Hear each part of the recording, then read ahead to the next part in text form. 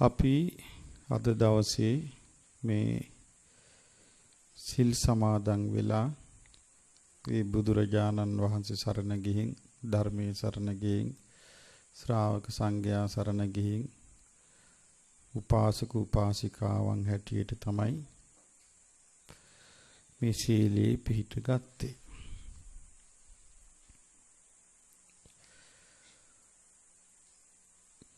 එතකොට පින්වත්නි මේ අපේ සීලේ පිහිටියේ විශේෂ කාරණයකට. සීලේ තුල අපිට විපලිසර බව නැති කරනවා. මොකද්ද නැති කරන්නේ? විපලිසර බව.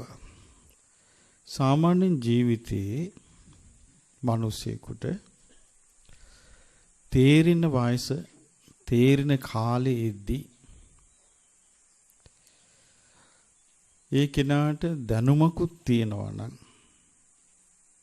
තේරෙන කාලයේදී දැනුමකුත් තියෙනවා නම් Tamanගෙන් සිදුවෙච්ච අත්වැරදි මතක් වෙද්දී මොකක්ද ඇතිවන්නේ?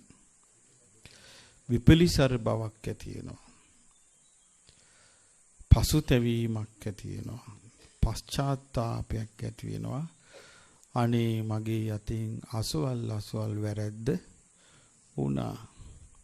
මා අතින් අසවල් දේ කියුණා. මා අතින් අසවල් දේ කෙරුණා. මා අතින් දෝෂයක් නොවැ උනේ කියලා විපිලිසර බවක් ඇති වෙනවා. විපිලිසර බව ඇති වුණාම හිතට සතුට නැතු වෙනවා. සිතට සතුට නැතුව ගියාම සිත විසිරෙනවා. සිත විසිරුණාම සිතට හොඳ දෙයක් සිහි කරගන්න අමාරු වෙනවා. යහපත් දෙයක් සිහි කරගන්න අමාරු වෙනවා. සාමාන්‍යයෙන් හිතේ විපිලිසර බවක් ඇති වුණාම ඒ විපිලිසර වෙන්න හේතු වෙච්ච දේමයි ආය හිතට මතක් වෙන්නේ. එහෙම මතක් වෙද්දී ඒ කෙනාට හරි පීඩාවක්, හරි නොසන්සුන්කමක් හිතට එනවා. ඒ වගේ නොසන්සුන්කමක් පීඩාවක් හිතට එනකොට ඒකට දේශනාවේ කියනවා ඉද තප්පති මෙලොව පසුතැවෙයි. ඒ කෙනා මෙලොව පසුතැවෙයි. කටින් කියන්නේ නැති වෙන්න පුළුවනි. හැබැයි මෙලොව පසුතැවෙනවා. ඒ කෙනා මෙලොව පසුතැවෙයි. මෙලොව පසුතැවෙන්නේ මේ විදිහට. බුදුරජාණන් වහන්සේ පෙන්වා දෙනවා එයාට පසුතැවෙන කාරණේ එන්නේ මෙහෙමයි කියලා. ගෙයක් තියෙනවා. ඒ ගෙදරට නැගෙනහිර පැත්තෙන් ඉර පායනවා. පායනකට හේවණැල්ල වැටෙන්නේ පොළවේ කොයි පැත්තටද? පොළවේ බටහිර පැත්තට හේවණැල්ල වැටෙනවා. ඒ බටහිර පැත්තේ මෙයා පුටුවක් තියාන වාඩි වෙලා ඉන්නවා. එතකොට අර නැගෙනහිර පැත්තෙන් ඉර පායද්දි පොළොවට වැටෙන හේවණැල්ලෙන් මෙයා සම්පූර්ණ වැහිලා යන්නේ නැද්ද? වැහිලා යනවා. ඒ වගේ කියනවා තමන්නේ අතින් සිදුවෙච්ච දෝෂ. ඒ කිව්වේ තමන් වචනෙන් සිදු කරගත්තු අකුසල්, කයින් සිදු කරගත්තු අකුසල්. කයින් සිදු කරගත්තු අකුසල් මොනවද? සතුන් මරනවා, සෝරකම් කරනවා. මං අර පෙරේතියක් වැහිච්ච එකක් මට බලන්න හම්බුණා පටියක්. ඒකේ පෙරේති කියනවා කරෝල වෙනවා කියලා. ගෙදර කරෝල කටු කොස්තම්බල කරෝල කටු උයලා කියනවා මම මේ කරෝල කට්ට සූපු කරලා කට්ට වීසි කරනවා කියන දුම උඩට. අහන උඹලා දන්නවාද මම මේ කට්ට දුම උඩට වීසි කරන්නේ ඇයි කියලා? එළියට දැම්මොත් බල්ලෝ කනවා. පූසෝ කනවා. දැන් මොකක්ද ඒක? ලෝභකම. ඊට පස්සේ කියනවා මං හරි ආසයි කකුළු කණ්ඩ. ගම් කකුළු. ගම් කකුළු කියන්නේ අර ඇලේ ඉන්නේ කකුට්ටෝ. ඒ අල්ලන විදියක් කියනවා. ඒක මට මතක නෑ දැන්. ගිහිල්ලා කකුළු 8 දිනක්වත් ගන්නවලු අල්ල ගන්නවලු. අල්ලන් කනවලු. දැන් එතකොට අහනවා එතකොට ඔබ සිල් ගන්න ගියේ නැද්ද කියලා. මොකෝ නැත්තේ මාත් ගියා කිව්වා. මාත් ගියා කිව්වා. යන්න නැතුව බෑ නෝය. ගමේ වුන් යනවනම් මාත් යනවා කිව්වා. දැන් කොහෙද එතකොට යා? පෙරේත ලෝකේ. තාමත් අර අකුසලයට පසුතැවීමක් නැහැ. මගෙන් වැරද්දක් වුණා කියලා පසුතැවීමක් නැහැ. හේතුව මොකද? එහෙම පසුතැවිලා හරියන්නත් යම්කිසි මොලයක් ඕනේ බව පේනවා. බයක් නැහැ. එතකොට නෝන තියෙන කෙනාට සතුන් මරුණාම තමන්ගේ ජීවිතේ තමන්ගේ අතින් තේරෙන කාලේ එනකොට පසුතැවිල්ලක් කියනවා. අනේ මෙහෙම වුණා කියලා.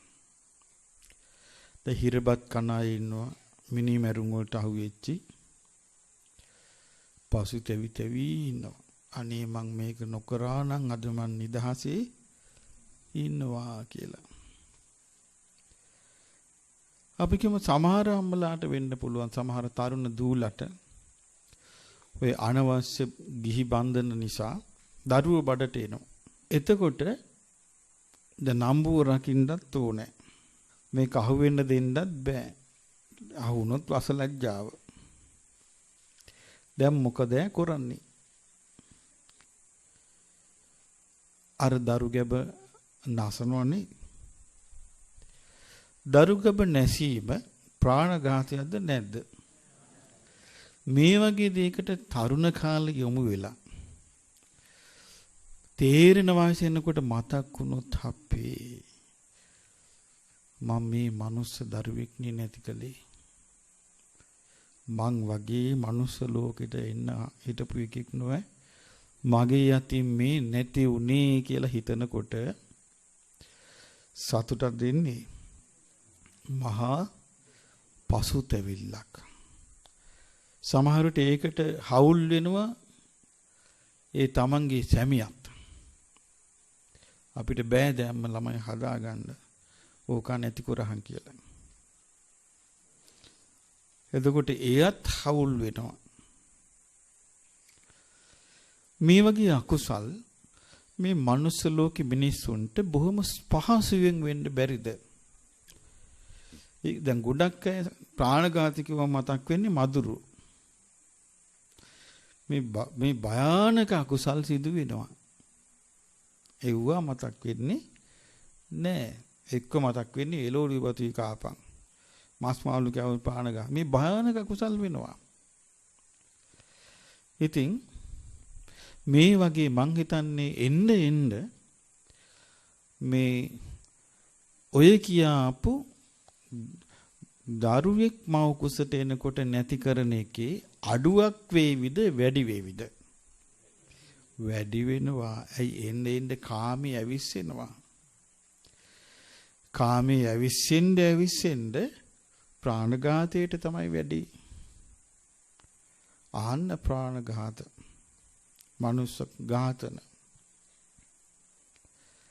මෙහෙම වුණාම ඉව බරපතල අකුසල්ද නැද්ද? බරපතල අකුසල්. දැන් බලන්න මේ සසරේ යන කෙනෙකුට සිද්ධ වෙන දේ. ඒ වගේම සොරකම්. සොරකම් ගැන දැන් හරියට මේ දවස්වල කතා කරනවනේ නේ. ඉහළ ඉඳලා පහළටම සොරකම. එතකොට ඒ සොරකම් ගණන් වලින් අපි ගණන් දන්නේ නැහැ. එච්චර සොරකම්. පසුතැවිල්ලකුත් නැහැ. අගේට හොරකම් කරනවා. එතකොට බලන්න මේ මිනිස්යාගේ පසුතැවිල්ලක් එනවා නම් අනේ මගේ යතේ මේ වැරද්ද වුණා නෙවෙද? මට මේ වැරද්ද වුණා නෙවෙද කියලා පසුතැවිල්ලක් එනවා නම් එයාට නිවැරදි වෙන්නත් අවස්ථාව තියෙනවා. ඒ ගැන ගාණක්වත් නැත්තම් එයා ඊළඟ එකටත් යනවා. එතකොට සාමාන්‍ය ලෝකේ සතුන් මැරීම, සොරකම් කිරීම, වැරදිකාම සේවනේ මේවා දැන් එන්න වැඩි වෙනවා. එන්න වැඩි වෙනවා. වැරදිකාම සේවනය කරන අයට හරි තැන. පිළිගැනීම, සම්මාන. එතකොට අනිත් අයට පුංචි අයට මොකද හිතෙන්නේ? මේක නොවැ පාර. මේ පාරේ නොවැ යන්න තියෙන්නේ. එතකොට පොඩි දරුවොත් ඒවට ආසා කරනවාද නැද්ද? ඇයි දන්නේ නැනේ. මේකෙන් අකුසල කර්මයක් වෙනවා කියන එක දන්නේ නැහැ. අකුසල විපාක තියෙනවා කියන එක දන්නේ නැහැ. එතකොට බොරු කියනවා කියන එක ගණන් ගන්නවත් නැහැ.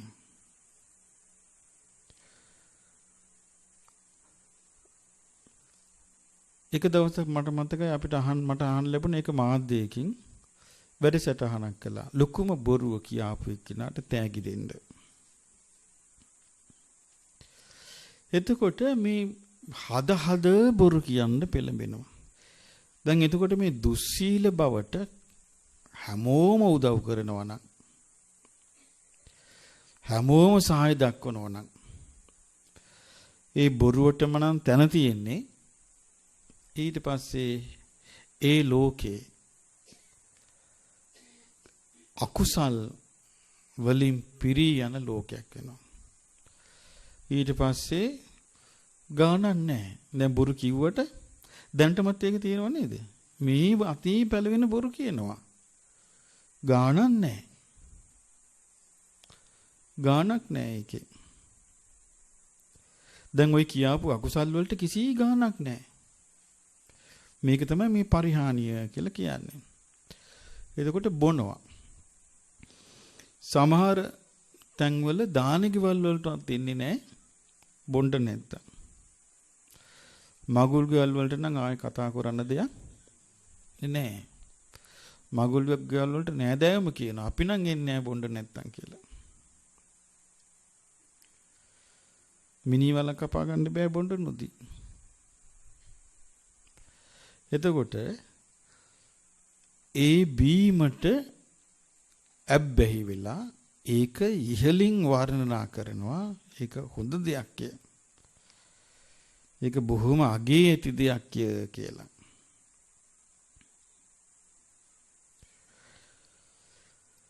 එතකොට මොකද වෙන්නේ?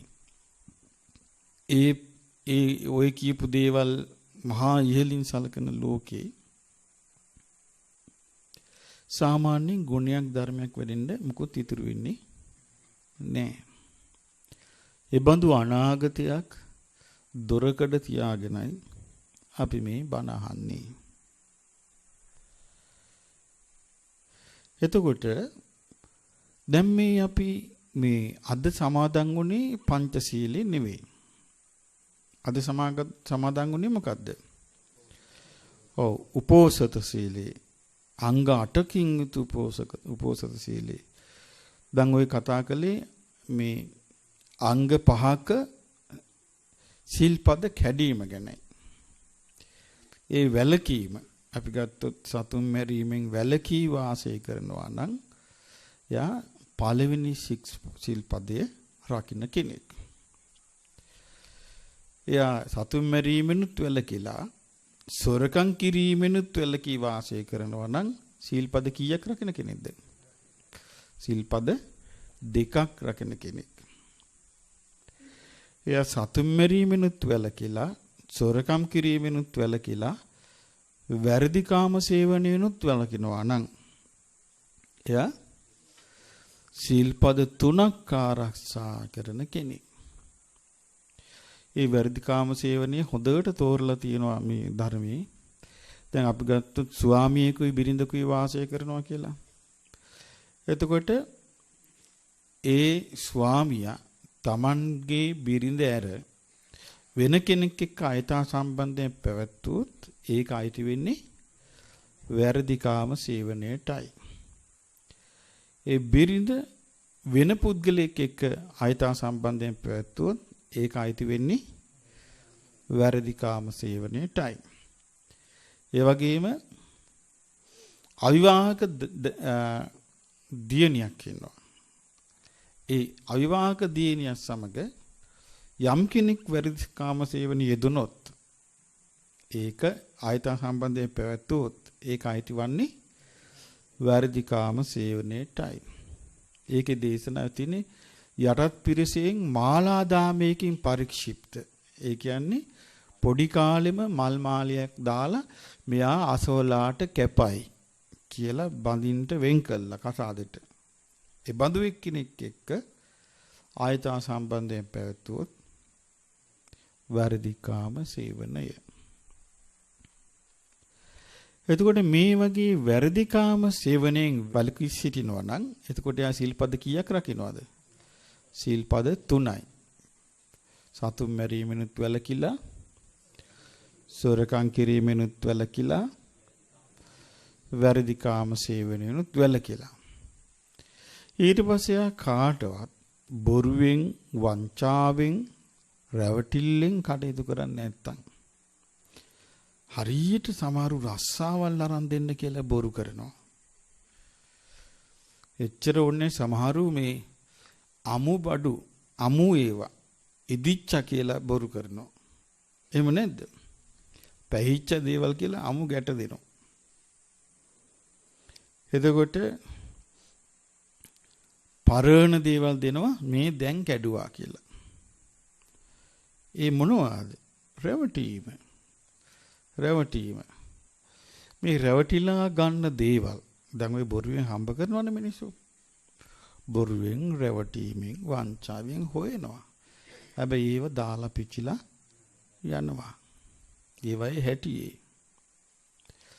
ඉතින් එහෙම බොරුවක්, රැවටීමක් නොකර කෙනෙක් වාසය කරනවා නම් එයා 4 වෙනි සිල්පදෙත් රකින්නවා. ඊළඟට මත්පැන් මත්ද්‍රව්‍යයක් එයා පාවිච්චි කරන්නේ නැත්නම් එයා 5 වෙනි සිල්පදෙත් රකින්නවා. එතකොට තෙරුවන් සරණේ පිහිටලා සිල්පද 5ම රකින්නවා නම් තෙරුවන් සරණේ පිහිටියම යාට මොකද්ද කියන්නේ? උපාසක කියලා. බුදුරජාණන් වහන්සේ සරණ ගියාම, ධර්මයේ සරණ ගියාම, ශ්‍රාවක සංඝයා සරණ ගියාම ඒ සරණේ පිහිටපු කෙනාට මොකද්ද කියන්නේ? උපාසක කියලා කියනවා. ඒ උපාසක ඔය සිල්පද 5 ආරක්ෂා කරගෙන ඉන්නවා නම් එයා කවුද? සිල්වත් උපාසක කියලා කියනවා.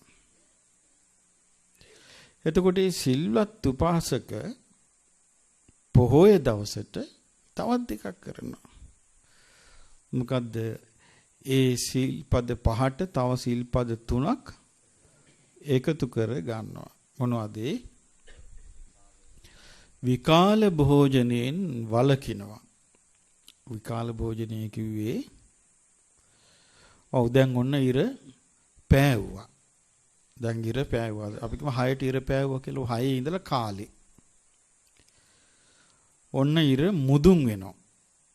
මුදුන් වෙලා අවරට යනවා. ඉර අවරට ගිය ගම විකාලේ. ඒතර කාලේ තියෙන කොයි වෙලාවෙද? ඉර නැගුණු වෙලාවේ ඉඳලා ඉර මුදුන් වෙනකන්.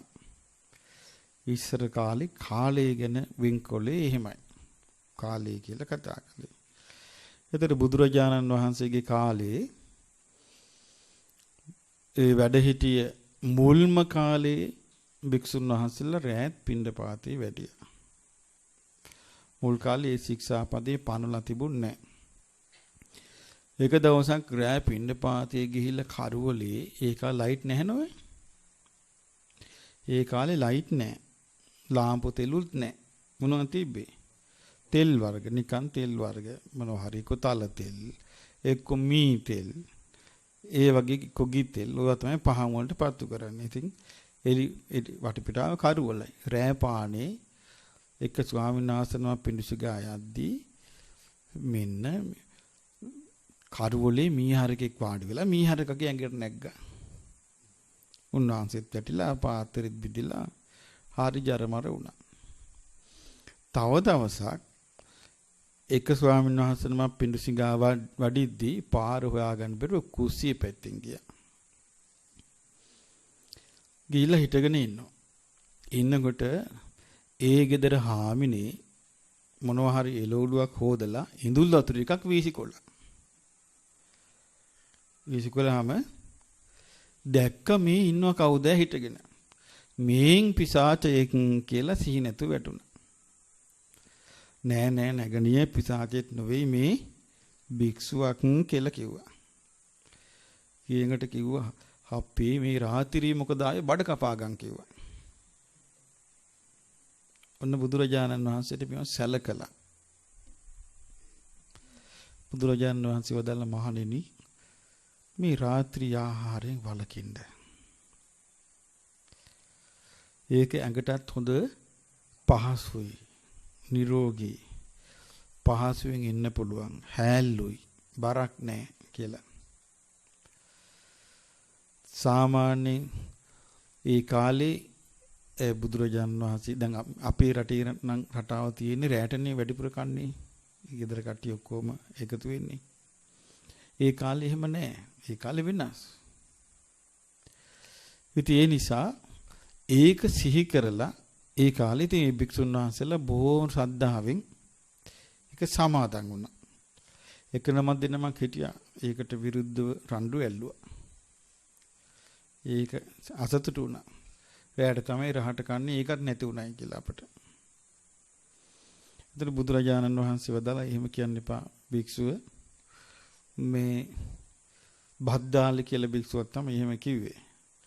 එහෙම කියන්න එපා. මේක මෙහෙම පහසුව තියෙනවා. මේක අනිත් වැඩිමහල් භික්ෂුන් වහන්සේලා කිව්වා භාග්‍යවතුන් වහන්සේ යම පනවන්නේ හිතසුව පිණිස, යහපත පිණිස, සනසිල්ල පිණිස. ඒ නිසා මේක කරන්න කියලා. ඉතින් එහෙම කරපු අය රහත් වුණා.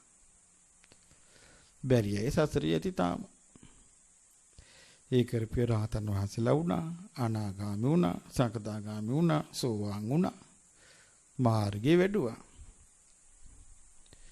ඉතින් ඒ රහතන් වහන්සේලා විකාල භෝජනෙන් වැළකුණා නොවේද? මාත් විකාල භෝජනෙන් වළකිනවා. එතකොට ඒක කොහොමද වළකින්නේ?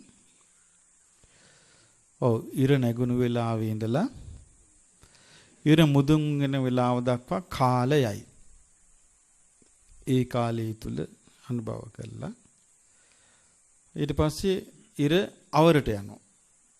එතකොට විකාලයයි. එතකොට දැන් අද සීලේ සමාදන් වුණේ කවුරුන්ට උපහාර පිණිසද? රහතන් වහන්සේලාට උපහාර පිණිස. ඒක රහතන් වහන්සේලාට උපහාර පිණිස නම් සීලේ සමාදන් වුණේ. අපගේම කෙනෙක් ඉන්නවා අසනීපෙන්. එතකොට එයාට රැයට දොස්තරලා නියම කරනවා රැයට කන්න කාලා බෙහෙත් බොන්න. මටත් දවසක් ඕක හරි වැඩක් වුණා. මම බෙහෙත් ගේන්න ගියා. ඉස්සර මම ඔය එක තැනක ඉඳෙද්දි භාවනා මධ්‍යස්ථානයක මං ඉන්න කාලේ බෙහෙත් ගේන්න ගියා. බෙහෙත් දුන්නා දොස්තර මහත්තයා. දීලා කිව්වා හාමුදුරනේ මෙහෙමයි උදේටත් වළඳලා මේ බෙහෙත බොන්න. දවල්ටත් වළඳලා මේ බෙහෙත බොන්න. රාටත් වළඳලා මේ බෙහෙත බොන්න. මං කිව්වා රෑ වැඩි නම් මට ටිකක් අමාරු වෙයි එතන කිව්වා. ඒ මොකද කියලා හවුද කියලා මට බැනගෙන ඕක තමයි වෙලා තියෙන්නේ මේ බෙහෙතක් බොන්න දෙනකට බෙහෙත බොන්නේ මං කිව්වා මෙහෙමයි දැන් මම රෑට කාලා මේ බෙහෙත බිව්වොත් මාව මට යන්න කියනවා. තියාගන්නේ. ඒක භාවනා මධ්‍යස්ථානක එහි රෑට කන්නේ. මම රෑට කාලා බෙහෙත බිව්වොත් මාව එළවයි. මට යන්න තැන නැහැ නේද එතකොට කිව්වා. දොස්තර කිව්වා එහෙනම් ඕනේ නැහැ කිව්වා. එතකොට දැක්කනේ. එහෙනම් ඒකට කමක් නැහැ කිව්වා. එතකොට ඒ වගේ දැන් අනිත් දවස් වලට රැට කාලා බෙහෙත බොන එකේ ඔය වේලක් මගහැරලා හිටියම මොකද? මොකවත් වෙන්නේ නැහැ. අර වගේ බයකොල්ල තියෙන්නේ. මං හොඳ වෙලාවට එහෙම කිව්වා මං කිව්වා දොස්තර මහත්තයෝ මට මේක කරන්න පුළුවනි. හැබැයි මට යන්න වෙනවා. එතකොට මං කොහෙද යන්නේ කියලා. එහෙනම් කමක් නැහැ කිව්වා. එතකොට මේ සුද්දන්නේ බෙහෙත් නොවේ. මේ බෙහෙත් වේලක් අපිට බලකිලා ඉන්න බැරිද? සරල දෙයක්. සමහර එතකොට හැබැයි ඉතින් උදේටයි දවල්ටයි මේ ඒකනේ අපි දැන් ඔන්න බලන්න මේ විද්‍යාවේ දුම් ගහගෙන දුම වැඩි වෙලා ආදාර හදා ගන්න විදිහ නැතුව මේ පල්ලෙහා තිබිච්ච ෆෑන් එකක් හොයාගෙන අපි ඉක්මනට පිටත් කොලා. ඔය අම්මලා කඳුළු පුරෝගෙන මිරිස් කපනවා ලුණු කපනවා අමාරුවෙන් හුස්ම හිර වෙලා. ඔබට දාන්න දෙන්න. ඇයි මේ? ආද විකාලෙන් වැළකීලා ඉන්න නිසා. රහතන් වහන්සේලා සිහි කරගෙන සිල්ගත්තු නිසා. ඒකට සහාය දෙනවා. එතකොට දැන් සමහරු කියනවා අපට අනේ ස්වාමීනි අපට කරගන්න බෑ බෙහෙත් ටික බොන්න තියෙනවා. ඒ නිසා මං ගිහිල්ලා මේ සිල් මොදෝලා බෙහෙත් බිව්වා. ප්‍රශ්නයක් නෑ සිල් කොයි වෙලාවෙදිවත් අපිට මොකෝ. ඇයි Tamanටනේ තියෙන්න ඕනේ? Tamanටයි තියෙන්න ඕන මේකේ තේරුම් ගනින්න. ඇයි දැන් මේ සීලේ රැස් කරන්නේ කාටද? Tamanටයි. Tamanටයි සීලේ රැස් කරන්නේ. ඒ ගැන බුදුරජාණන් වහන්සේ හොඳ උදාහරණයක් දුන්නා. බුදුරජාණන් වහන්සේ වදාළා මහණෙනි මේ විකාල භෝජනයේ ගැන මෙන්න මෙහිම කතාවක්. භික්ෂූන් වහන්සේලා දෙනම දාන්නේ නැතුව බුදුරජාණන් වහන්සේ ළඟට භාග්‍යවතුන් වහන්සේ ළඟට පැමිණෙනවා. එතකොට එතකොට දැන් දානි වළඳන්න වෙලාවක් තියෙනවා.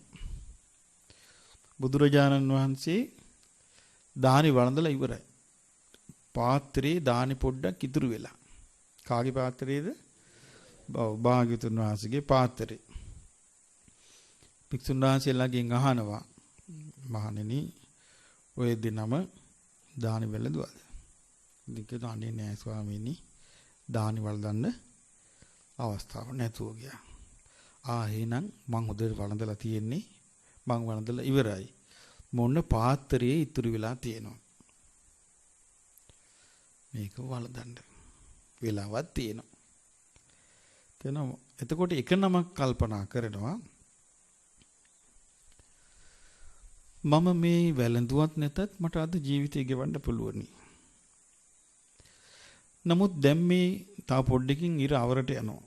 මම මේ වීරියෙන්ම මේ දවස ගෙවනවා කියලා එක නමක් හිතනවා. තව එක නමක් හිතනවා අනේ මට බඩගිනි.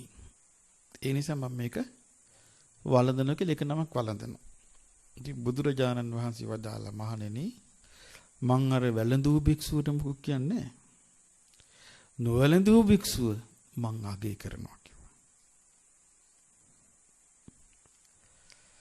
ඒ වගේ ඒ කාලේ මේ නිවන් මඟ වැඩිම පිණිස නොවැල්ම ඇති කරගන්න ඇලීමෙන්තරව වාසය කරන්න බුදුරජාණන් වහන්සේ පුදුම විදියට උදව් කළා. අද ඉතින් ඒ ලෝකේ නැහැ. අද මිනිසුන්ට එච්චර හයි හත්තියකුත් නැහැ. අද නිකන් කෙඳි. අද ඉතින් ඇද හොයන්න නම් හපන්නු. වැඩේ කරන්න කෙඳි. කෙන්ද වගේ. දැකලා තියෙන පොල් කෙඳි. බයින්ද නම් හපන්නු. ඒක තමයි පිරිහීම කියලා කියන්නේ. ඒ නිසා පින්වත්නි රහතන් වහන්සේලා සිහි කරගෙන විකාලේ නොවලඳා හෙට උදෑසන වෙනතුරු ඉන්න ලැබුණොත් එයා රහතන් වහන්සේලා උදෙසා තමන්ගේ අද දවස පූජා කළේ නැද්ද? පූජා කරගත්තා. රහතන් වහන්සේලා උදෙසා තමන්ගේ ප්‍රතිපත්තිය පූජා කරගත්තේ නැද්ද? පූජා කරගත්තා. එතකොට එයාට වීරිය වැඩෙනවාද නැද්ද? වීරිය වැඩෙනවා. මං කිව්වේ ඒකයි. දොස්තර මහතුරු අර මට වගේ කිව්වා. මං අර මගේ අසරණකම කිව්වහම මොකද වුනේ? කමන්නේ කිව්වා. ඒ වගේ දැන් සීලයක පිළිහිටලා ගෙදර ගිය ගමන් ළමයි කියයි කන්න. අනේ බෙහෙත් බොන්න තියෙනවනේ.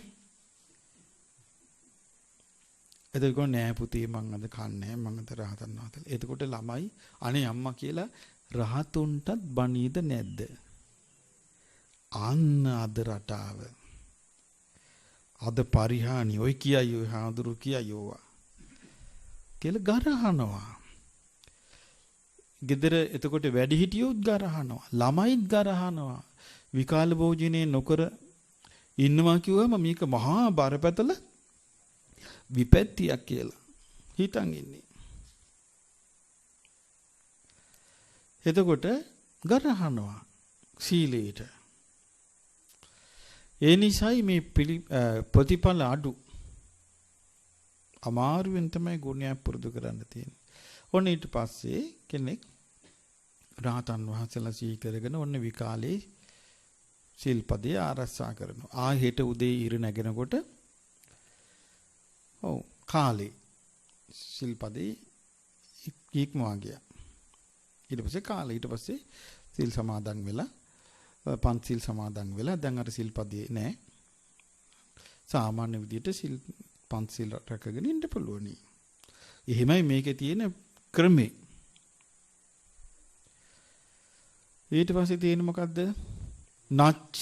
නච්ච කිව්වේ ඩාන්ස්. අනිත් කාලවල ඕනතරම් ඩාන්ස් දාන්න පුළුවනි. අද දවසේ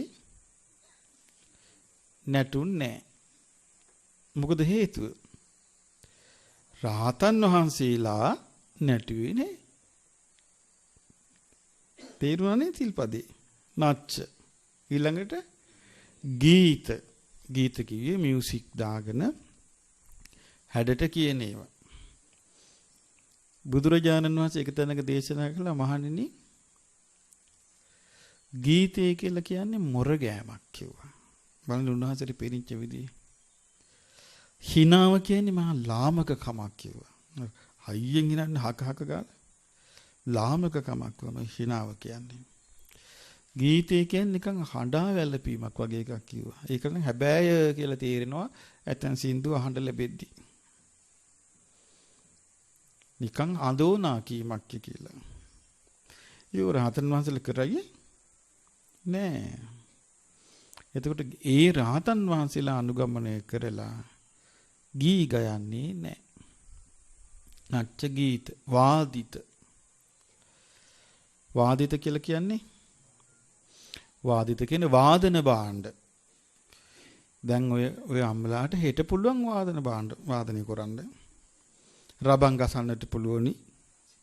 හෙට පුළුවන් නේ? හෙට පුළුවනි. අද බෑ. ඇයි? රහතන් වහන්සේලා අනුගමනය කරලා අද මොකවත් කරන්නේ නැහැ කියලා සමාදන් වෙලා සිල්පදේ.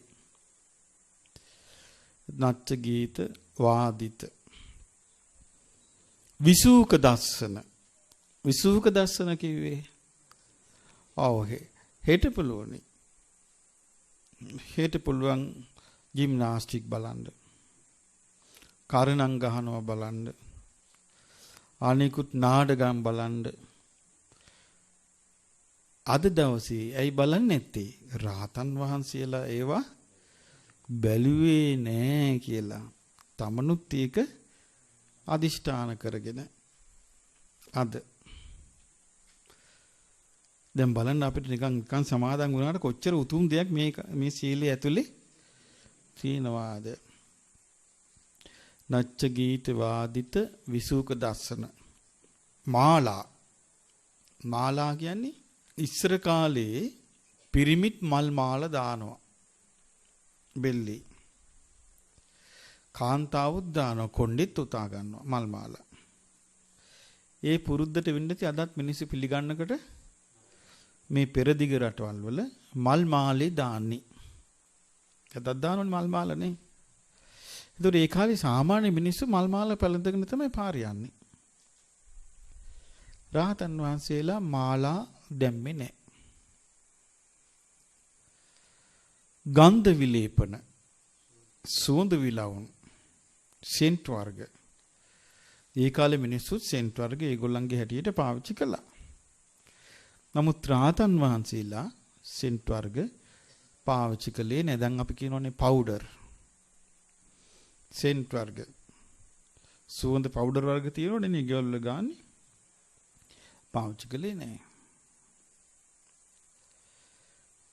එතකොට ගන්ධ විලේපන කියන්නේ සුවඳ විලවුන්. පාවිච්චි කරේ නැහැ. මාලා ගන්ධ විලේපන. ධාරණ මණ්ඩන. ධාරණ මණ්ඩන කියන්නේ මණ්ඩන සැරසීම. නොයි දැන් යාම්මලා මගුල් ගෙවල් වල මියන්ට ওই විදිහට ලෑස්තින්නේ නෑ. සුදු රෙද්දක් ඇඳලා උතුරු හරුව පොරෝලා මගුල් කන්න යනවද? නෑ. එතකොට යන්නේ කොහොමද? කාරාබු දාලා, තැලි දාලා, කොණ්ඩේ මල් ගසාලා, වලලු දාලා, මුදු දාලා එහෙමනේ යන්නේ නේ. ආහෙට පුළුවනි. ඒවයින් වැලකී සිටීම. ඒවෙන් වැලකී සිටීම. ඇයි වැලකී ඉන්නේ? රහතන් වහන්සේලා වැලකී සිටිය නිසා. රහතන් වහන්සේලාට දැන් අද ජීවිතේ පූජා කරලා මේ දැන් තේරෙනවනේ සිල්පදී ලස්සන. එතකොට විභූෂණට්ඨාන ධාරණ මණ්ඩන විභූෂණට්ඨාන විභූෂණේ ඇති වෙන. විභූෂණේ කියන්නේ අලංකාරයේ ඇති වෙන දේවල් නැතුව වාසය කරනවා. ඒවෙන් වැලකී වාසය කරනවා. බලන්න මේ එතකොට රහතන් වහන්සේලාගේ ලස්සනේ මොකද්ද තිබිලා තියෙන්නේ?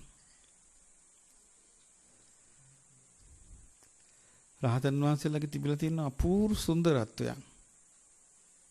ගාමේවා යදිවාරඤ්ඤේ නින්නේවා යදිවා තලේ යත්ථ අරහන්තෝ විහෙරති තම් භූමින් රාමණය්‍යකං යත්ථ අරහන්තෝ විහෙරಂತಿ තම් භූමි රාමණය්‍යකං.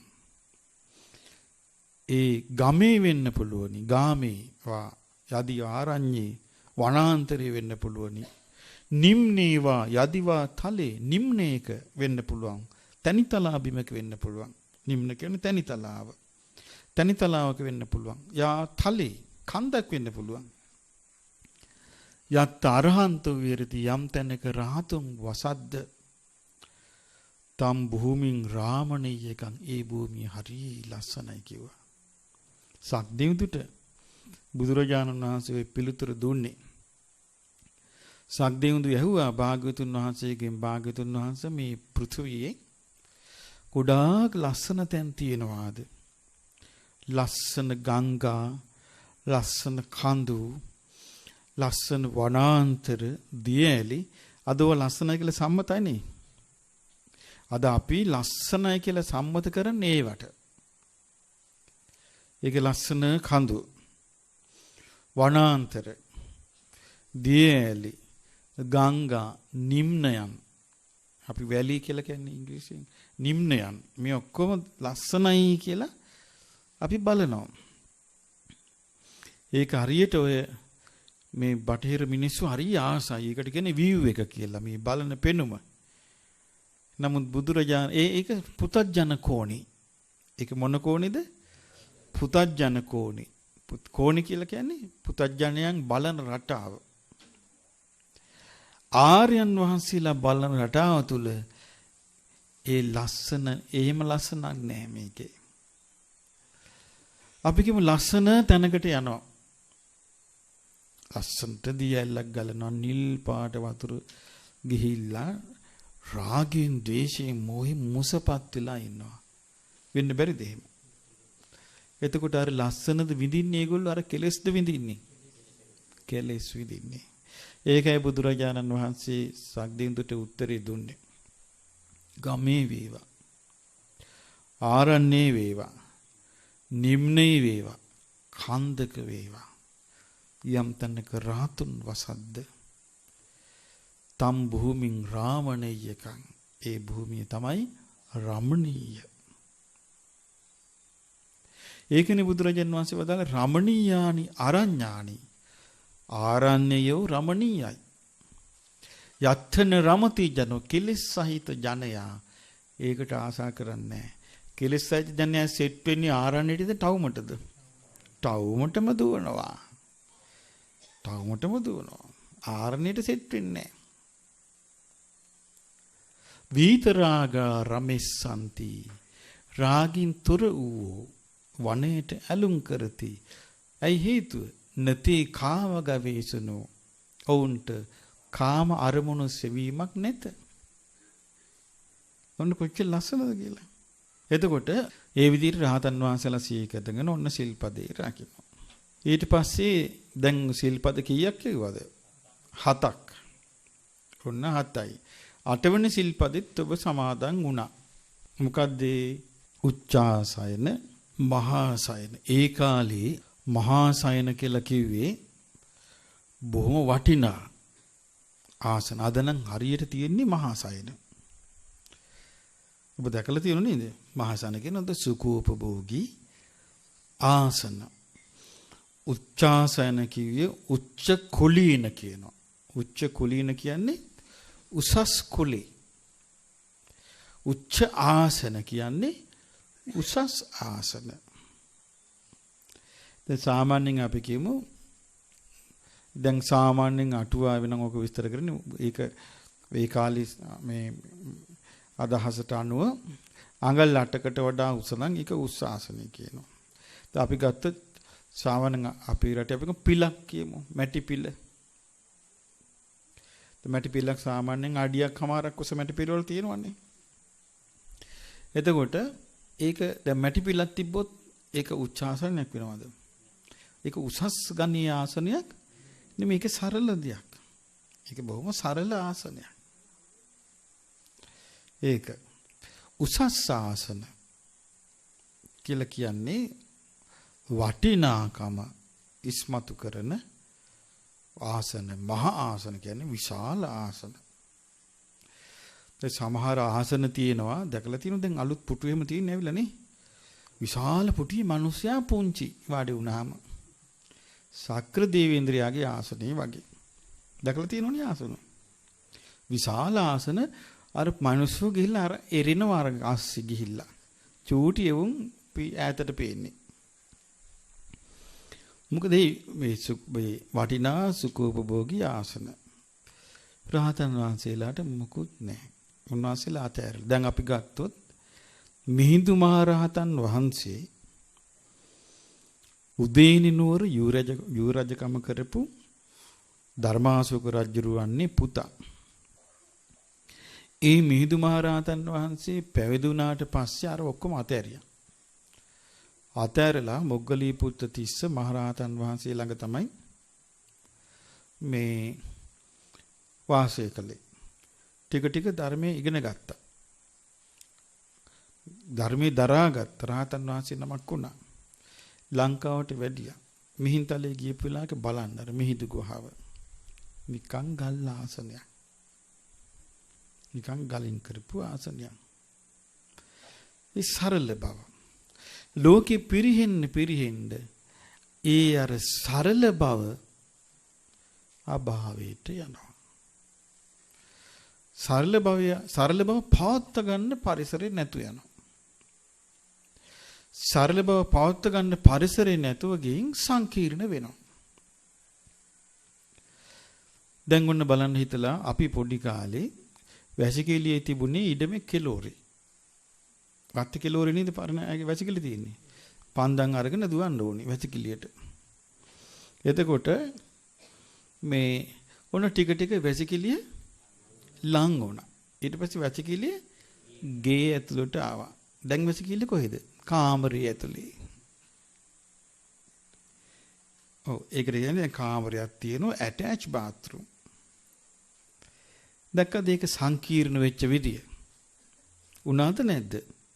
සංකීර්ණ වුණා. කාලයාගේ ඇවෑමෙන් මේ පරිහානියට උමනා කරන විදිහට මේ ඔක්කොම සිද්ධ වෙන්නේ. එතකොට මේ පරිහානිය දැන් එහෙම වෙනවා. මිනිස්සුන්ගේ ගමන් බිමන් ක්‍රියාකාරකම් මේ ඔක්කොම සංකීර්ණ වෙනවා. සංකීර්ණ වෙනකොට අර සරල ලෝකේ නැතුව යනවා. බුදුරජාණන් වහන්සේ පහළ වෙන්නේ නැහැ මේ වගේ සංකීර්ණ කාලෙක. උන්වහන්සේ පහළ වුණේ සුදුසු කාලේ. සුදුසු කාලේ. ඒ කාලේ මිනිස්සු බොහොම සරලයි. ඒ සරල බවත් එක්ක තවත් එකක් තිබ්බා. මොකද්ද? මිනිස්සුන්ට කියන දේ වැටහෙනවා. කියන දේ වැටහෙනවා. සංකීර්ණ වෙන්න කියන දේ වැටහෙන්නේ. කියන දේ වැටහෙන්නේ. අපි පුංචි කාලේ එහෙම නැත්නම් අපේ දෙමව්පියෝ පුංචි කාලේ දෙමව්පියන්ගේ දෙමව්පියෝ ගහලා බැනලා හැදුවා. ඇයි නිකන් කිව්වම තේරෙන්නේ නැත්නම් ගහලා කියනවා. ගහලා කිව්වම එයාට තේරෙනවා. අපි පුංචි කාලේ ගහලා කිව්වම තේරෙනවා. දැන් කාලේ ගැහුවොත් ඒ දෙමව්පියෝ ගුටි කන්න ඕන. ගුරුවරයෙක් ළමයෙකුට ගැහුවොත් ඒ ගුරුවරයාට හිරේ විලංගු යන්න වෙනවා. ඉවරයි. ඒ කියන්නේ අර ගුණධර්ම ඒ කියන්නේ තේරෙන්නේ. අවවාදී කියන එක තේරෙන්නේ. එහෙනම් මේ වැඩි මොකද්ද නොතේරුම්කම? වෛර බඳ ගන්නවා අවවාද කළා. නොතේරුම්කම. එතකොට ඒ මේ පහසුකම් ඇවිදින් සංකීර්ණ වෙනකොට නොතේරුම්කම ඇති වෙනවා. එහෙම පරිසරයක් ඇවිල්ලා මේ පිරිහීමේ දොරටු ළඟ වාසය කරද්දී තමයි ඔබ මේ සීල් සමාදන් වෙලා සිටින්නේ. එතකොට මේ සීලය දැන් ඔබ තේරුම් ගත්තනේ මේ සීල්පද 8. දැන් ඔබම හිතන්න බලන්න මේ සීල්පද 8න් අද බෙහෙත් ගන්න දැන් ඕනි හවසට.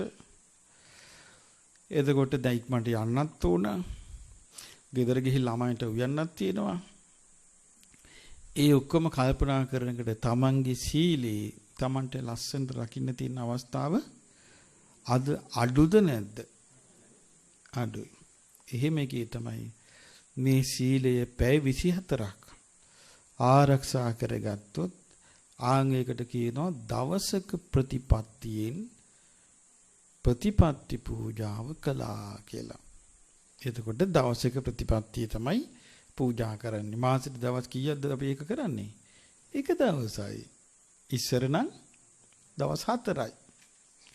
දැන් මාසෙට එක දවසයි. දැන් මාසෙට එක දවසක් කරගන්නත් බැරි කොම. එච්චරට අමාරු. එතකොට දැන් එහෙම සීල් ගන්නවා. දැන් ඔන්න රහතන් වහන්සේලා සීල් කරගෙන වාසය කරනවා. රහතන් වහන්සේලා සිහි කරගෙන සීල් ගත්තාට පස්සේ ඔන්න අර පරණ පුරුද්දට S2 වැඩ කරනවා. මොකක්ද S2 වැඩ කරන පරණ පුරුද්ද? ඇද සෙවීම. ආම් බලහන් අරකි. ආම් බලන් අද මෙහෙත් ඇවිල්ලා අරකි. අරින්න අපූර්ව. රහතන් වහන්සේලා එහෙම කරනවද? රහතන් වහන්සේලා අනුගමනය කරන එහෙම කරනවද? අනුන්නේ ඇද හොයන්නේ අද දවසේ හෙට කරන්න. අද දවසේ අනුන්නේ ඇද හොයන්නේ නැතුව, අනුන්ට ඇද කියන්නේ නැතුව, දොස් පරොස් කියන්නේ නැතුව, ගෙවල් දොරවල් වල විස්තර විභාග අහන්නේ නැතුව, ඒවා පරීක්ෂා කරන්නේ නැතුව, අනුන්ගේ විස්තර හෙට අහන්න. දුව බැන්දද? ලොකු පුතා කොහේද? පොඩි එකී කොහේද? කුඹුරු සරුද? පොල් කැඩුවද? හෙට අහන්න. අද නෑ. අද ඒවා මුකුත් නෑ. අද ඉන්නේ කවුරු සිහි කරගෙනද? එහෙනම් අද ඉන්න වෙන්නේ අසිහියෙන්ද සිහියෙන්ද? අද ඉන්න වෙන්නේ සිහියෙන්. ඔන්න වැඩි අමාරු මේක. මොකද්ද? සිහියෙන් ඉන්නවා කියන එක. ඒ පුරුදු වෙලා ඉන්නේ සිහියෙන් ඉන්නද අසිහියෙන් ඉන්නද? අසිහියෙන් ඉන්න පුරුදු වෙලා තියෙන්නේ. සිහියෙන් ඉන්න පුරුදු වෙච්ච කෙනෙකුට හරිය හොඳයි බුද්ධානුස්සති. දැන් ඔන්න බුදුරජාණන් වහන්සේ සරණ ගියානේ. ඒ සරණ ගිය ධර්මය සිහි කරමින් සිටීම. මා සරණ ගියේ මාගේ ශාස්ත්‍රුන් වහන්සේ රාග දේශ මොහ ප්‍රහාණය කළ හේයින් අරහං වනසේක. ගුරු උපදේශ රහිතව චතුරාර්ය සත්‍ය අවබෝධ කොට නිවන් අවබෝධ කළ හේයින් සම්මා සම්බුද්ධ වනසේක. මේ වගේ ඒ Tamanට තනියම මෙනෙහි කරගන්න බැරි නම් බුදුගුණ තියෙන බුද්ධානුස්සතිය ගැන බුදුගුණ ගැන කියවෙන දහම් පොතක්, දහම් පුවතක්, දහම් සංග්‍රහයක්, ධර්මයේ ගැන කියවෙන එක කියවීම. රහතන් වහන්සේලා ගැන තියෙන කතා කියවීම. එහෙම නැත්තම් ඒ බුදුගුණ මනසිකාරයේ භාවනාවක් හැටියට කිරීම. ඒකට ගොඩක් උපකාර වෙන්නේ මොකද්ද? ඔය කියාපු කරුණ වලට. දැන් මං කොහෙද ඇහැ පුරුද්දට යනවා. ඇහැ විතරද පුරුද්දට යන්නේ? ඇයි කන? අනිත් අය කතා කර කර ඉන්න ඕන් කන තියනවා ගිහින්. ඒක මොකද්ද? පුරුද්ද. ඒක හෙට කරන්න. අද එකකින් වැළකී වාසය කරන්න. ඊළඟට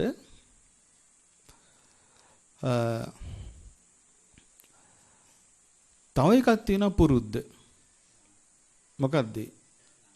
අද කරන්න වෙනවා. රට වට කොට වැට බැන්දත් රට වට කොට රට වට කර වැට බැන්දත් කාට වට කර බැහැ බඳින්ට. එතකොට ආන් ඒකට වැට බඳින්න වෙනවා. අද බැටේ කටට. ඒක කොහොමද කරන්නේ? අද අපිට හොයාගත හැකි කටට වැට බඳාද කියලා. කොහොමද හොයාගන්නේ? විවේක කාලෙදී. ඒ ධර්මයේ සිහි කරන්න පුළුවන් කෙනා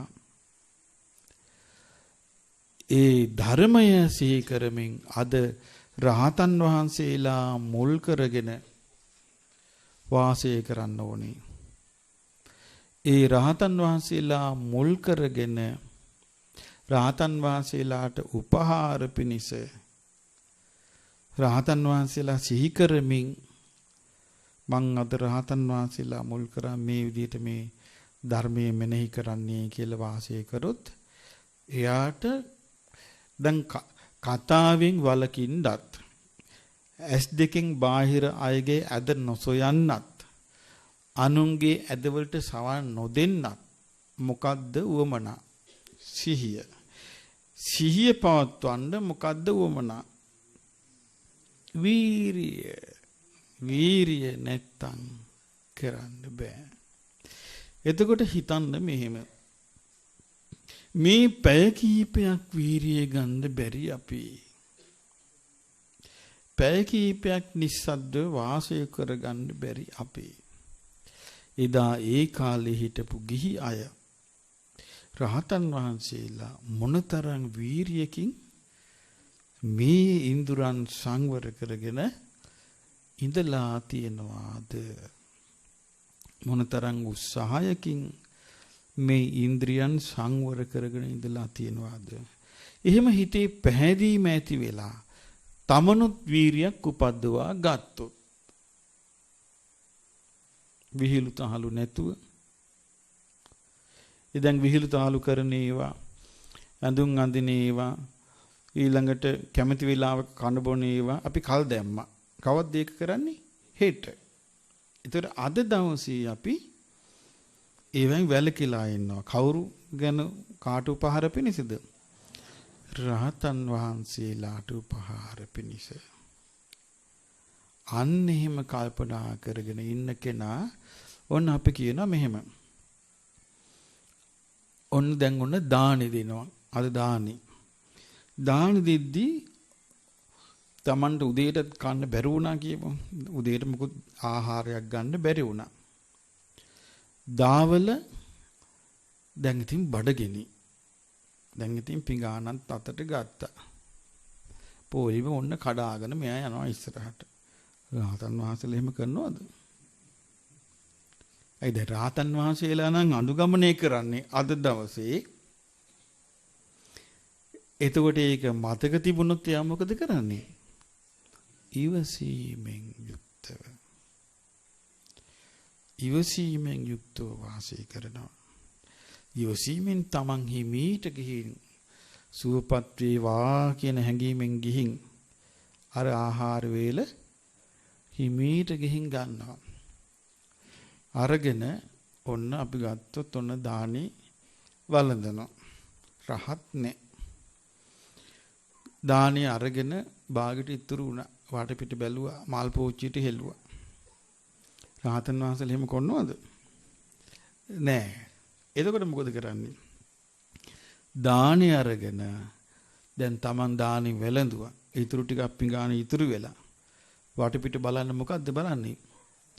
කුණු දාන වාජනේ කොහෙද? බලලා ඒකට නිස්සද්දව ගිහිල්ලා ඒකට දානවා. ඇයි එහෙම කරන්නේ? අද යා බොහොම වැදගත් කෙනෙක් නෝයි. අද සාමාන්‍ය කෙනෙක් නෙමෙයි. ඒ කවුරු වෙනුවෙන්ද අද ජීවිතේ පූජා කරලා තියෙන්නේ? රහතන් වහන්සේලාට උපහාර පිණිස. ආන් ඒක මතක හිටින්න ඕනේ. ආන් ඒක මතක හිටින්න ඕනේ. එහෙම අපි මෙහෙම මතක හිටිලා දැන් අපි කියමු ඔබ අද මේ බණ අහලා පීවර පාසා එක මතක හිටියා කියමු. අද මම නම් මෙහිම රහතන් වහන්සේලා අනුගමනය කරගෙන අද මම වාසය කරනවා. අද දවසේ මම ශාන්තව වාසය කරනවා. අද දවසේ මම අනුන්ගේ යදක් උදක් හොයන්නේ නැහැ. මම අනුන්ට දොස්පරොස් කියන්නේ නැහැ. මම අනුන්ගේ දේවල් අහන්නෙත් නැහැ. මම ධර්ම කතාවෙන් ධර්මයේ මෙනෙහි කරන් මම වාසය කරනවා කියලා නිස්සද්දව ඉන්නවා කියමු. ඕන දානෙත් ආවා. දානියෙදි Tamanට අන්තිමට වැසිකිලි ගිහිල්ලා Taman එනකොට පොලිමේ කොන්නේ Taman කියමු. Taman ඔන්න අන්තිමට එනකොට Tamanට දන් කුඩ. රහතන් වහන්සේලාත් මේ වගේ දේවල් වැළඳුවා නොවේ. නමුත් මං අද විකාල භෝජනයෙන් වැළකීලා මේ වාසය කරන්න මට මේ ටිකත් මොනතරම් දෙයක්ද කියලා මේ කුයපු යටත් පින් දීලා පාඩුවේ එක වළඳලා පිඟානත් හොදලා පැත්තකින් තියලා ආයමන් නිස්සද්දව ඉන්නවා කියමු. වෙලාව වෙනකන් එක්කයා සක්මන් කරනවා. එහෙම නැත්නම් තම පාඩුවේ ඉන්නවා ආඩි වෙලා. ඕන දැන් හවස් වෙනවා. හවස් වෙලා දැන් ඔන්න ගිලම්පස් විවේකේ එනවා. ආයෙත් හිතනවා මං අද සීල් සමාදන් වුණේ රහතන් වහන්සේලාට උපහාර පිණිසයි. එතකොට ආයෙත් එයාට අර වගේ හිතට හයිය එනවා. මොකද හිතට එන හයිය අර බාහිර දේවල් වලට පටලැවෙන්නේ නැතුව සිටීම. එතකොට ඔන්න දැන් ආයෙත් හවසට ඔන්න සත්බුදු වන්දනා වෙනවා. එතකන් ඔන්න ඉන්නවා. නිස්සද්දව. ඔන්න ඒකට සහභාගී වෙනවා. සහභාගී වෙලා දැන් ආයෙත් ඉන්නවා. ඔන්න රාත්‍රී බණ ඒකත් අහනවා. මොන රෑ 10 වෙනකන් වැඩසටහන කළා. ওই වැටිච්ච තැනක රහතන් වහන්සේලා ගැන බුදුගුණ සිහි කරලා පිරිත් කියලා නිින්ද යනකම් මෛත්‍රී භාවනා කර කර ඉන්නවා. ඔන්න නිින්ද ගියා. පාන්දර නැගිට්ටා. නැගිටලා ආයෙත් වන්දනා කළා. සිල් පාරණය කරනවා. පින හරි විදියට රැස් වුණාද නැද්ද? ඒකට කියනවා පින හරි විදියට රැස් වුණා කියලා. එතකොට ඒ වගේ එකක් ගානේ ආවොත් අවුරුද්දටම දවස් 12යි. දවස් 12යි තියෙන්නේ. මේ දවස් 12 හරියට කරගත්තොත් අවුරුද්දකට ඒ අවුරුද්ද ගෙවෙද්දි Tamanට කල්පනා කරන්න පුළුවනි. මොකද්ද? මම රහතන් වහන්සේලා අනුගමනය කරගෙන පිරිසිදු ලෙස සිල් ආරක්ෂා කළ දවසේ 12ක් මං ගෙව්වා නොවේ. එහෙම හිතනකොට ඒක මහා බල සම්පන්න පිනක් වෙනවාද නැද්ද? ඒක වීරියෙන් යුක්තව රැස් කරපු පිනක් නේද? දැන් ඔය කියපු සිල්පදේ ආරක්ෂා කරන්න නම් දැන් ඔබට තේරෙනවද වීරියක් ඕනේ කියන එක? හිතට බලවත් හයියක් ඕනේ. හිතට බලවත් වීරියක් ඕනේ. එහෙම නැතුව කරන්න බෑ. හිතට බලවත් නෝන්ජල් කොමින් නෝන්ජල්ව කරන්න බෑ මේක. නෝන්ජල් වෙච්ච ගමන් සිල්පදේ හයිය නැතුව යනවා. හිත නෝන්ජල් වෙච්ච ගමන් සීලේ හයිය නැතු යනවා. අකුසල් විසින් මේ හිත ග්‍රහණය කරගන්නවා. කරගත්තට පස්සේ ඒකට යට වෙන්න වෙනවා. ඒකයි. එතකොට හිත නෝන්ජල් කරගන්න නැතුව හිත ධෛර්යවන්ත කරගන්න ඕනේ. හිත බලවත් කරගන්න ඕනේ. ඒ බලවත් කරගෙන කල්පනා කරන මේ දවසයි මට තියෙන්නේ. පැය 24යි මට තියෙන්නේ. මම මේ පැය 24 මගේ ජීවිතේ මම ලස්සනට මේ පැය 24 මම මේක ලස්සනට පුරුදු කරනවා. මේ පැය 24 තුල. එතකොට යාට හිතට හයියක් එනවා. එක පැය 24ක් කරගත්තොත් අමාරු එක පළවෙනි එක තමයි. එක පැය 24ක් කරගත්තොත් ඊට පස්සේ සීල් මෙදෙව්වට පස්සේ එයාට ලොකු නිරාමිෂ ප්‍රීතියක් හට ගන්නවා. ඕන්න මං හොඳ සිහියෙන් සීල් සමාදන් වෙච්ච වෙලාවේ ඉඳලා සීල් මුදවනකම් මම හොඳ සිහියෙන් මම මේ සිල්පද ටිකත් රැකගෙන මගේ හිතත් රැකගෙන මගේ වචනය සංවර කරගෙන මගේ ඇස් කන් ආදිය සංවර කරන් මං වාසය කළා කියලා හිතනකොට නිරාමිෂ ප්‍රීතියක් උපදිනවාද නැද්ද? නිරාමිෂ ප්‍රීතියක් උපදිනවා. ඒ නිරාමිෂ ප්‍රීතිය උපදිනකොට ආස හිතෙනවා ආයෙත් ඒ විදියට සීලේ පිටන්ට. එතකොට ඇඟිලි ගණන් කර කර ඉන්නවා. කවද වෙනකන්ද? පෝය එනකන් ඇඟිලි ගණන් කර කර ඉන්නවා. සාමාන්‍ය ඒ ඉන්නේ අර නිරාමිෂ ප්‍රීතිය ලබන්නයි. නැත්තම් පෝය වෙනකන් ඇඟිලි ගණන් කර කර ඉන්නේ කොහොමද? අනේ මේ කරදරෙන් බේරෙන්න පෝයවත් ඉන්නේ නැහැ නෝය. ඇයි? පැන ගන්න ගෙදරින්. කරදරෙන් බේරෙන්න. එතකොට ඒක නිරාමිෂ ප්‍රීතියක්ද? නෑ. ගෙදර කරච්චලෙන් බේරෙන්න. ඒක නෙමෙයි මේ කියන්නේ. අර තමන් වින්ද සීලේ නිසා වින්ද සතුට මෙනෙහි කරලා ආසා කිරීම. සීලේ නිසා වින්ද සතුට මෙනෙහි කරලා ආසා කරනකොට එදාට යාට ඒක හරි සතුටක්. ඊට පස්සේ හිතන්න පුළුවන් අනේ මේ බුද්ධ ශාසනය තුල මේ වගේ සිල් සමාදන් වෙච්ච උත්තමයෝ හැමදෑම මෙහෙම රැක්කනේ. හැමදෑම මෙහෙම සමාදන් වුණානේ. හැමදෑම මෙහෙම හිටියනේ. මොනතරම් සීලස්කන්ධයක්ද? හැමදෑම මෙහෙම ඉඳෙද්දී අකුසල ධර්මයන්ගෙන් හිත දුරු වෙනවනේ. දුරු වෙලා නීවරණයන්ගෙන් බැහැර වෙලා මොනතරම් සමාධියක් වඩන්න ඇද්ද? මොනතරම් ප්‍රඥාවක් දිනු කරන්න ඇද්ද කියලා ආයෙමත් හිත පිහිටන්නේ කවුරුන් ගැනද? ආ රහතන් වහන්සේලා ගැනම සිත පහදිනවා. අන්න එහෙම සිත පැහැදුනහම ඒ පහන් සිතෙන් යුක්ත කෙනා සීලානුස්සතිය වඩනවා.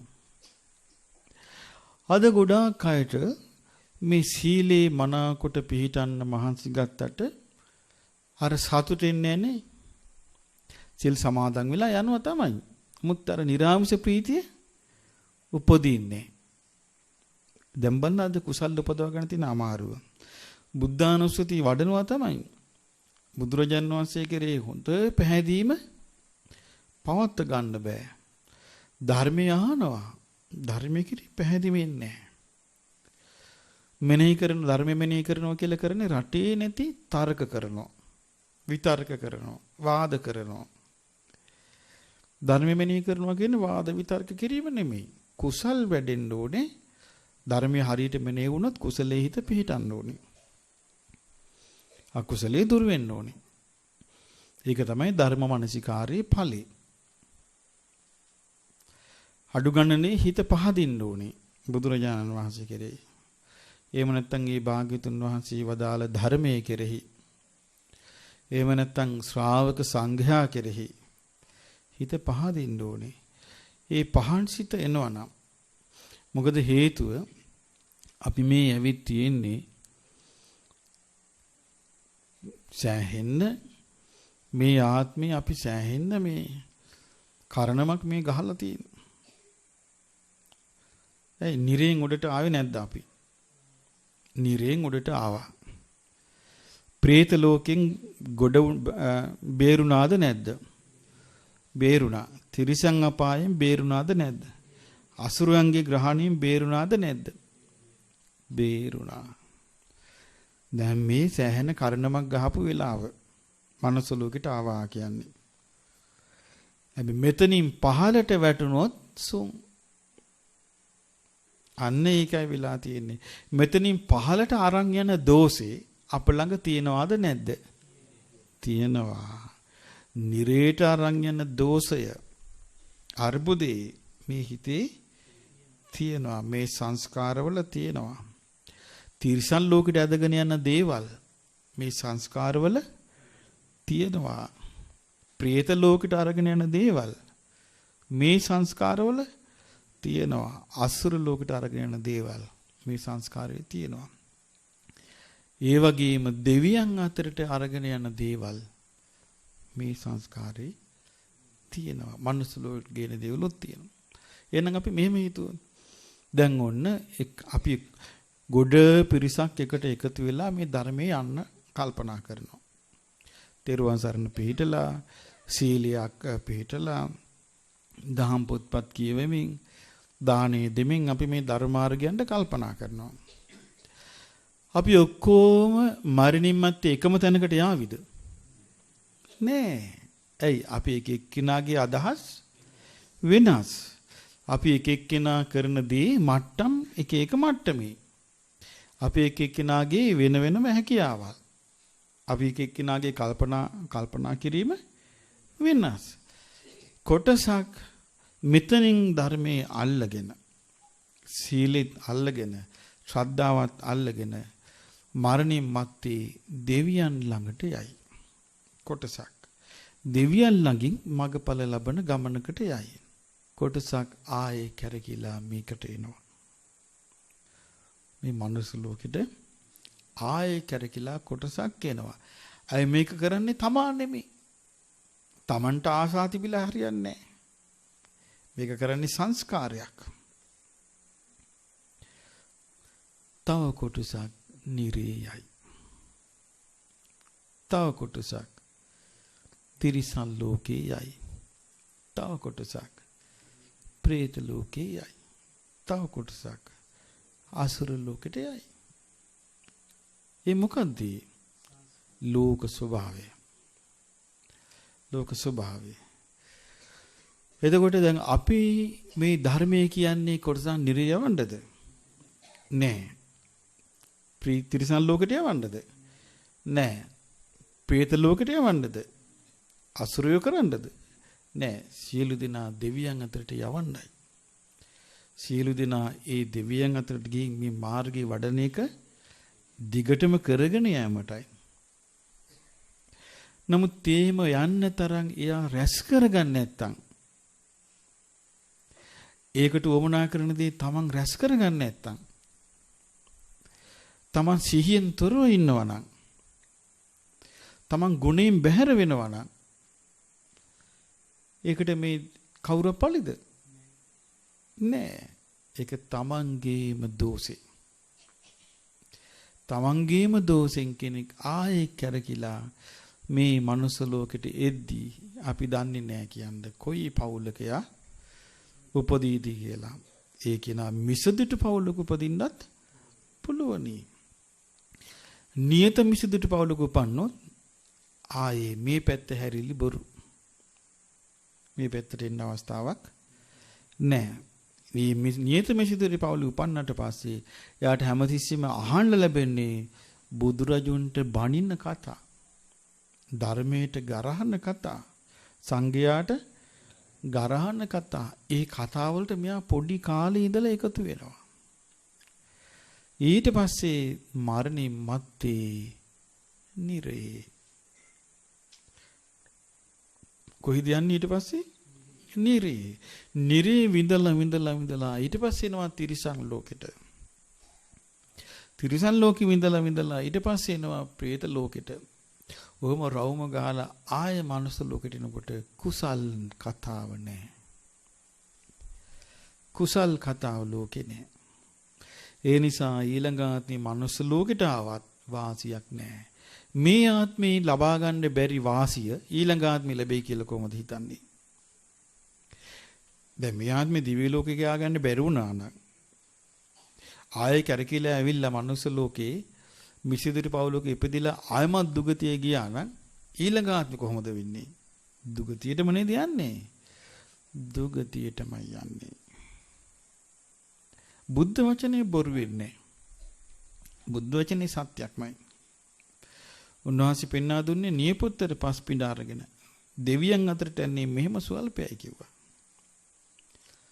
මහ පොළොව වගේ පිරිසක් එනවා කිව්වා පල්ලෙහාට. ධර්මය අවබෝධ කරන්නේ මෙහෙම සුවල්පයයි කිව්වා. නියපොත්තට පස් චුට්ටක් කරන් මහ පොළොව වගේ පිරිසක් පහළට එනවා කිව්වා. ඒතර කොටසක් මනුස්ස ලෝකෙට ඒවි ලබන ආත්මේ. තව කොටසක් නිරයයි. අපි ගෙනියනව නෙවෙයි. Tamanගේ ක්‍රියාව විසින් Tamanට උප්පැත්තිය හදලා දෙනවා. තව කොටසක් තිරිසන් අපායට යයි. නානා මාදිලිය තිරිසන්ව ඉන්නවා. නානා මාදිලිය තිරිසන් ලෝකයක් තියෙනවා. ඒ තිරිසන් ලෝකෙට යයි. අපි මේ බලාගෙන ඉන්නවා එකම පවුලේ එකට එකතු වෙලා ඒක ගොඩේ එක ධර්ම මණ්ඩපයක මේ වැඩේ කරගන්න. එතකොට ඊව මොනවද දවල් ලියන. එතකොට තව කොටසක් යයි මේ අසුර ලෝකේ වෙන මුකුත් නැහැ. මනුස්ස ලෝකේ අපි මේ ඉන්නකම් අපි කෑකොස්සන් ගහවි. එක්කිනාට එක්කිනා අවලාද කියා ගනීවි. ගරහාවි. නමුත් ඔය ගැරහුම් එහාට මෙහාට යනකොට සිල්ලතුන්ටත් වැදුනොත්, ගුණවතුන්ටත් වැදුනොත්, මව්පිය ගුරුවරුන්ටත් වැදුනොත්, ඒවත් තමන්ගේ පොට්ටනියට තමයි එකතු වෙන්නේ. එහෙම වෙවි තමයි මේක යන්නේ. ගිහින් මම කිව්වේ ඒකයි.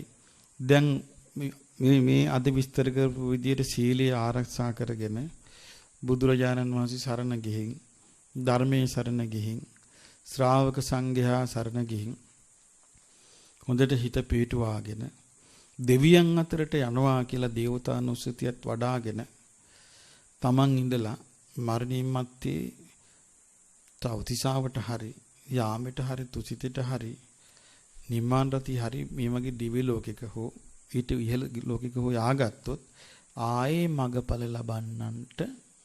ලබන්න අවස්ථාව. ඇයි හේතුව?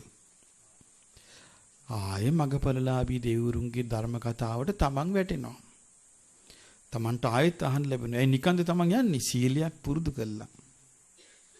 රහතුන්ට ගෞරව පිණිස සීල් රැකපු කෙනෙක්. රහතුන්ට උපහාර පිණිස සීල් රැකපු කෙනෙක්.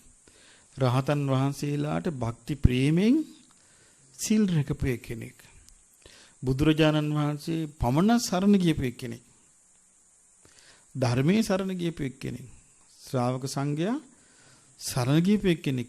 කර්මඵල අදහාගත්තු කෙනෙක්. එයා දෙවියන් අතරට යනවා. ගිහින් එතකොට දැන් බලන්න හිතලා දැන් ඔය කියාපු මේ ක්‍රමේ යම්කිසි බුද්ධියක් ඕමනයි නේද? මේවා තේරුම් ගන්න. ඒ වගේම බුද්ධියක් ඕමනයි කල්පනා මේ කලබල වෙලා තර්ක විතර්ක කරලා මේක කරන්න බෑ. මම ඒක කිව්ව ඔබට සරල විදිහට තේරුම් ගන්න මේ ආත්මය අපි ඇවිල්ලා ඉන්න ඕන එකම තැන. නමුත් අපේ අතර කෙනෙක් මගපල ලබන මගෙන් ගිහින් දෙවියන් අතරට ගිහිල්ලා ඒ නිවන් මග යාවි. තව කෙනෙක් කරකිලා ආයේ මනුස්ස ලෝකෙට එවි. තව කෙනෙක් නිරේට යාවි. තව කෙනෙක් තිරිසන් ලෝකෙට යාවි. තව කෙනෙක් പ്രേත ලෝකෙට යාවි. තව කෙනෙක් අසුර ලෝකෙට යාවි. බර වැඩි මොකේද? සතර අපායටයි. ලෙස්සන ගහින් පහළට වැටෙනා වගේ. ලෙස්සන ගහේ අමාරුවෙන් අමුඩි ගහලා අමාරුවෙන් අර කළු තෙල් පිහිද උඩට නැග්ගා කියමු. උඩටම ගිහිල්ලා ජූස් කාලා වැටෙනවා. ලෙස්සන ගහින් පහළට වැටෙනා වගේ. ඒ නිසා මේ ස්වභාවයෙන් යුතුයයි Taman ඉන්නේ කියන එක නිහතමානීව පිළිගත්තාම අපිට මේ මාර්ගය යන්න පුළුවන්. ඒත් එහෙම මේ ධර්ම මාර්ගය දියුණු කරගන්න අපිට වාසනාව ලැබේවා.